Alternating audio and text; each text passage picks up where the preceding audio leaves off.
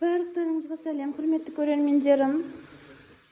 Каналымызға қош келдіңіздер. Менде бүгін обедке плов. Көп болды плов жемегелі. Я білем углеводы, білем майға қуылған, бірақ бұл түскі тамақ. Біз бар ғой, түскі тамаққа позволяем себе углеводы. Ал кешкі азанғы тамаққа көбінесе белок беруге, балаларға да өзіме де сөйтіп тырысып жүрмін. Жарайды. Жаңа ғана тұз салдым. Енді қазір бұның бетін жауып пышылдақ дауыстан ары кетемін. Қазір мен мына жерде жинаймын. Мына жерде менде сүттерім. Алдыңғы видеоларда көрсеттім ғой сіздерге ауылды, иә? Сол жақтағы ешкінің сүттері. Сол жақтан біз сатып аламыз. Өте керемет сүттері, такие жирные сливки. Сливкасын көбінесе кофеға мен қойып қоямын. Басқасын балалар ішеді. Кеше мен йогурт жасаған болатын. Міне менің йогуртым. Мынау менің йогуртым кеше жасаған. Красавица. Көрсетейін ба? Міне, қараңыздар. Міне. Қасықты салып қойсаң болатын йогурт.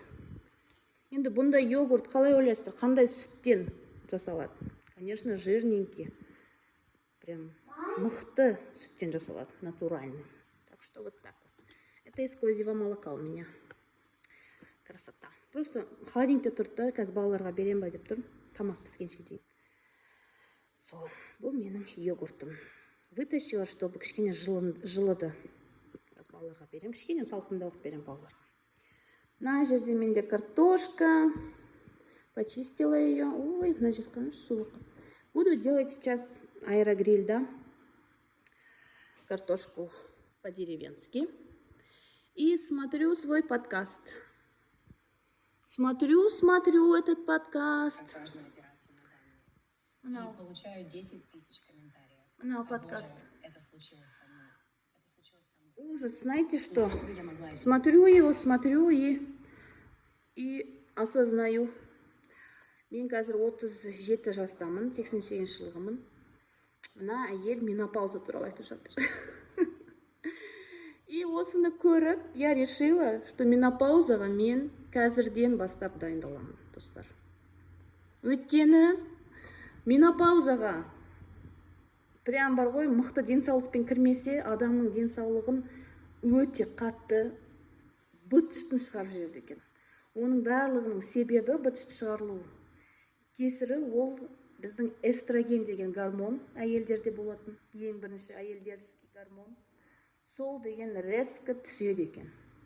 И соның себебінен қан тамырлар аурулы, жүрек ауруы, особенно костиларымыз, біздің сүйектеріміз быт-шыт шығады екен.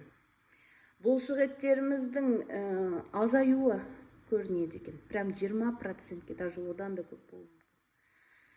О май гад, мен деген қазір шоктамын, достарым. Я в шоке, честно. Өйткені менопаузаға кіретін кезде обязательно сенің бұлшық етті мықтылап тұрып, накачать етіп кіру керек екен, и надо поддерживать осы бұлшық етті. Сүйегің мықты болу керек, ол үшін дұрыс тамақтану керек. Мен мынаның барлығын сіздерге неге көрсетемін деп ойлайсыздар. Мына картошка емес әрине, мынау йогурт, мынандай сүт. Өйткені бұның барлығын ішу керек. Біздің мынау ас үйіміз, ол біздің ең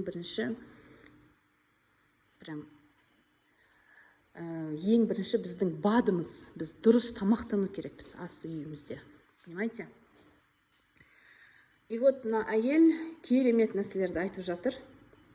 И я уже понимаю, что менопауза білмеймін енді менде қаша болатынын, но мен қазірден бастап өз-өзіме сол жағынан қарау керек екенімді түсініп жатырмын, достар. Солай.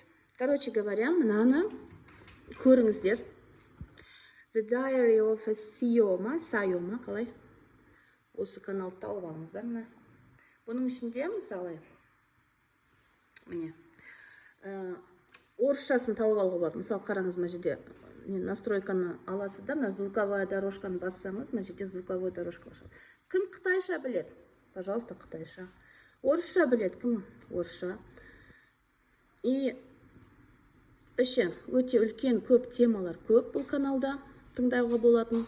Аллаға шүкір, қазір ютубта звуковая дорожканы менять етуге сондай функция пайда болды. Альхамдулилля. Мен бар ғой, осы каналды көріп, қазір өмірімді прям 180 градусқа өзгертіп жатырмын. Өйткені мен осы кезге дейін дұрыс тамақтанбағанымды түсіндім. Балаларға вообще дұрыс емес тамақтар беріп жатқан. Углевод деген ол быстрый болсын, медленный болсын, барлығы не очень екен. Оказывается, біздің барлығымызда белоктың дефициті бар екен. Мен қазір осындай нәрселерді көріп, у меня сейчас вообще қазір менің приоритеттерім өмірлік вообще өзгеріп жатыр. Мен қазір түсініп жатырмын, что біздің ең бірінші көңіл бөлу керек нәрсе ол дұрыс тамақтану, және ол тамақтануды білу керек екен. Мен осы кезін ойлап жүрмін, достар. Мен дұрыс тамақтану білемін, мен дұрыс беріп жатырмын балаларға деп. Мен тәтті нәрсені бермеймін, значит, ол дұрыс деп. Oh, no. Ол емес екен. Одан да глубже, одан да тереңірек екен бұл білім. Короче говоря, осыны көріңіздер, осы каналды көріңіздер. Бұл жақта инсулинорезистентность тұрады, бұл жақта белок тұрады, баттар туралы айтады, нені ішу керек. Короче говоря, айтып тұрмын ғой, Қажош, айт шыныңды. Қазіргі тамақтануың қандай? Шыныңды айт, қарның ашады, я? Неге ашады қарның? Өйткені біз тамақты күніне бір рет қана. Өтірік айтпа, тамақты үш рет жейсің, бірақ нені жемейсің қазір? Нан. Мен қазір нанды жоқ қылдым біздің үйден. Бізде нан жоқ. Сен қарның аша ма, Қажош? Өтейте. Нан жоқ, дұрыс айтады. А неге жоқ? Ал не көбейді үйде? Айтшы. Овощи, фрукты. Сосын? Ноты. Сосын? Сүттер пайда болды әртүрлі. Иә, сосын? Витамин С беріп отырсың. Витамин С қалай беріп жатырмын? Шиповник жасап. Иә, тағы? Белок. И белок. А сонда күнде не жейсің сен? Жұмыртқа жасаймын.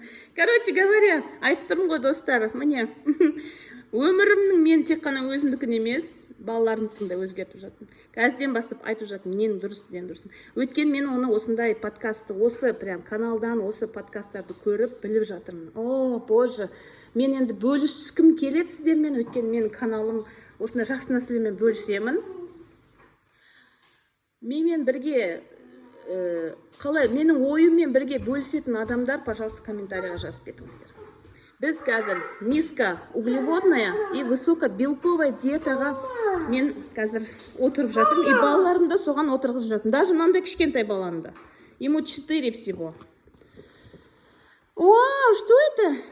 Қайсысын салдың? Мынандай алаба жақтың ішінде. Қайсысы сенің? Сенікі қайсысы? Айтып көрсетші. Қайсысы сенікі? Міне қалай адамдарды салады, көрдіңіздер ма? Мына жерінде мансурочка, гравюра дейді бұны. Молодцы. Осылай мақтап қою керек. Жарайды, достар, осындай кішкентай видеомды сіздерге бөліскім келді, айтқым келді. Короче, спонтанное видео. Но я сейчас уже буду выкладывать видео каждый день на казахском языке. Что? Подписывайтесь, пишите свои вопросы, сұрақтарыңызды жазыңыздар, вообще ешқандай ұялмаңыздар. Ұнамаса ұнамады деп жазыңыздар, ұнаса ұнады деп жазыңыздар. Өздеріңіздің историяларыңызды айтыңыздар. Қазір қалай сіздер дұрыс тамақтануға келіп жатсыздар, қалай өздеріңізді сезініп жатсыздар, барлығын жазыңыздар, достар. Мен барлықтарыңызға жауап беремін, Алла қаласа. Все, давайте, пока.